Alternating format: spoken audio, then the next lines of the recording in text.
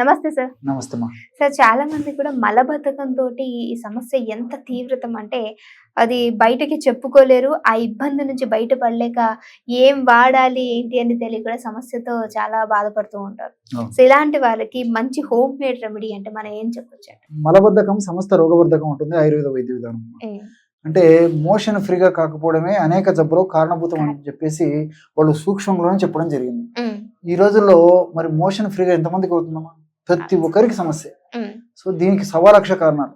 మరి ఏ కారణం వల్ల మోషన్ ఫ్రీగా కాకపోయినప్పటికీ ఆ ప్రభావం మాత్రము దేహం మీద, శరీరం మీద ఉంటుంది, మనసు మీద ఉంటుందమ్మా. కాబట్టి మోషన్ ఫ్రీగా అయితే ఎంత ఆనందంగా ఉంటుందో ప్రత్యక్షంగా అనుభవించిన వాళ్ళకి తెలుస్తుంది. సో లోపల ఏమాత్రము మరి ఆ మరణ పదార్థము ఎక్కువ స్టాక్ ఉన్నప్పటికీ అది బయటికి విసర్జింపలేకపోవడం చేత దానివల్ల అనేక రకాలైనటువంటి లక్షణాలు, రుగ్మతలు కలగడం చేత వాళ్ళు ఎంత అసౌకర్యంగా ఫీల్ అవుతారో కూడా మనం ప్రత్యేకంగా చెప్పనక్కర్లేదమ్మా. కాబట్టి క్షేమదాయకంగా సేఫ్టీగా పనిచేసేటువంటి ఔషధము, తీసుకున్నటువంటి మొదటి రోజే రిజల్ట్ వచ్చేటువంటి అలాంటి ఔషధాన్ని ఇప్పుడు నేను చెప్తాను చూడండి. దానికి ఏం కావాలి అనేది చూసేద్దాం. బాదం పప్పు అమ్మా. బాదం పప్పును ఈ విధంగా తీసుకున్నటువంటి బాదం పప్పును మెత్తగా పౌడర్ చేసి పెట్టుకోవాలమ్మా. ఇది బాదం పప్పు ఒక 10 గ్రాములు. అట్లే రెండవ పదార్థంగా కిస్మిస్ ఒక 10 గ్రాములు. మూడవ పదార్థంగా బెల్లం పొడి కూడా వాడుకోవచ్చమ్మా. ఇది ఒక 10 గ్రాములు. నాలుగవ పదార్థంగా ఈ సునామికి ఆకు పొడి అమ్మా. సునామికి ఆకు, ఇలాంటి ఆకు మనకు మార్కెట్లో దొరుకుతుంది. అట్లే ఆకు పొడి కూడా మనకు మార్కెట్లో దొరుకుతుంది. కాబట్టి ఈ మధ్యనే తయారు చేసినటువంటి ఆకు పొడి మనకు దొరికేట్లయితే మార్కెట్ నుంచి తెచ్చుకోవడం సరిపోతుందమ్మా. లేని పక్షంలో సునామికి ఆకును మనం మిక్సీలో వేసి పౌడర్ చేయడం వల్ల చాలా త్వరగా తయారైపోతుంది సునామికి ఆకు పొడి. సో అలాంటి సునామికి ఆకు పొడిని 30 గ్రాములు తీసుకోవాలి. అంటే మిగతా 3 పదార్థాలు ఒక్కొక్కటి 10 గ్రాముల చొప్పున తీసుకుంటే సునామికి ఆకు పొడి 30 గ్రాములు తీసుకోవాలమ్మా. ఈ రేషియోలో మనం ఎంత ఔషధం కావాలంటే అంత ఔషధం తయారు చేసుకోవచ్చు. ఈ పదార్థం అంతా బాగా మిక్సీలో వేయడం కానీ, లేకపోతే రోలు కానీ ఇలాంటి విధంగా దంచేదానికి అనుకూలంగా ఉన్నటువంటి పద్ధతిలో మన దగ్గర యుటెన్సిల్స్ ఏమైనా ఉంటే వాటిలో మెత్తగా దంచినా సరిపోతుందమ్మా. సో ఈ విధంగా రోట్లో వేసి దంచడం వల్ల ఔషధం ఈ పద్ధతిలో తయారవుతుంది. అంతేకాకుండా ఈ బెల్లంలో, అదేవిధంగా కిస్మిస్ లో తేమ శాతం ఎక్కువ ఉన్న ఔషధం ఈ విధంగా తయారైపోతుందమ్మా. వీటిలో తేమ శాతం తక్కువగా ఉన్నా, అదేవిధంగా మిక్సీలో వేసిన ఇంత ఈ పద్ధతిలో తయారు కాకుండా కాస్త కొంచెం గట్టిగా ఉండేటువంటి పరిస్థితి ఏర్పడుతుంది. సో ఏ పద్ధతిలో తయారైనప్పటికీ ఔషధ గుణాలు అయితే మారవమ్మా. ఔషధం చాలా సమర్థవంతంగా పనిచేస్తుంది. మనం రోట్లో వేసేసి మెత్తగా దంచడం వల్ల ఈ ఔషధం తయారైందమ్మా. బ్రహ్మాండమైనటువంటి ఔషధం అమ్మా. సో మోషన్ ఫ్రీగా అయ్యేందుకు బ్రహ్మాండమైనటువంటి లేహ్య రూప ఔషధం. సో ఈ విధంగా తయారు చేసుకున్నటువంటి ఔషధాన్ని ఒక గాజు సీసాలో నిల్వ ఉంచుకోవాలి. గాజు సీసాలో నిల్వ ఉంచుకొని రోజు రాత్రి పడుకునేటప్పుడు 1 టీ స్పూన్, మీకు డోస్ కూడా చూపిస్తాను చూడమ్మా. రోజు రాత్రి పడుకునేటప్పుడు ఈ ఔషధాన్ని ఎలా వాడాలో చెప్తాను చూడమ్మా. ఈ విధంగా తయారు చేసుకున్నటువంటి ఔషధాన్ని 1 టీ స్పూన్, లేకపోతే ఈ ప్రమాణం అప్రాక్సిమేట్గా ఒక 4 నుంచి 5 గ్రాముల వరకు ఈ విధంగా తయారు చేసుకున్నటువంటి యొక్క ఔషధాన్ని రోజు రాత్రి పూట సేవిస్తుండాలి.